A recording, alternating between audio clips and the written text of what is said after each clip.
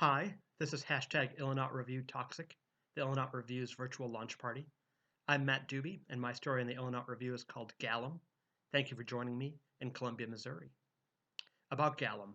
This story probably started with that stupid title, the stupid gendering of the word golem or golem, which probably isn't meant to have a gender because it's just a body without a soul, but somehow the title stuck in my head. I was always fascinated with golems. I don't know why, but I think they're neat. I think I maybe first heard about them in D&D, but I read about them in Cynthia Ozick's Pottermesser papers and Michael Chabon's Cavalier and Clay and elsewhere. And somewhere along the way I started thinking about how, for some parents, their child might be a golem, and then I was off to the races. Galum. The treatments for my wife's disease reached a point where they took away the energy to go to her doctor's appointments anymore. So we crafted a homunculus to go in her place. We made it out of feathers and spit, a dab of vaginal mucus, a bolus of pre-cum, and sweat lifted from her yoga mat with a long cotton swab.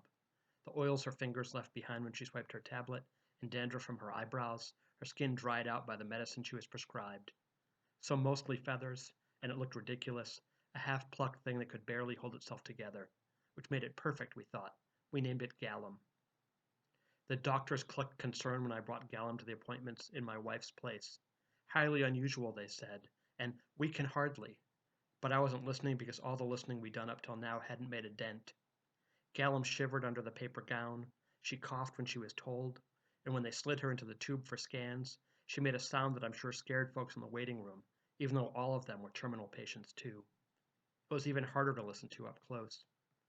Back at home, my wife was sitting up in bed, pillow beside her back, and laptop open in her lap. How'd it go? It won't work, I said. The doctor said, she asked. Me. And Galum. It's too much. The doctor said the rapid progression of symptoms through a system as juvenile as hers. It's my choice. It's my life. My wife coughed, but it sounded phony. Galum needs a bath. Maybe you should think about cleaning yourself up if you're feeling better. I led Galum to the tub's edge and ran the water onto my wrist, trying for that temperature that felt reassuring without scalding. Galum shivered, watched, and then looked away.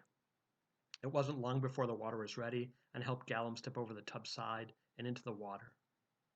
Close your eyes, I said, and put my hand on her feathered forehead.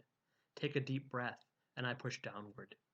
She bucked under my hand, but I held her under the water. I know you're scared, I said, but you've got to trust your daddy. Thanks for listening, and I hope you look at some of the other pieces in Ilanot Review's Toxic issue.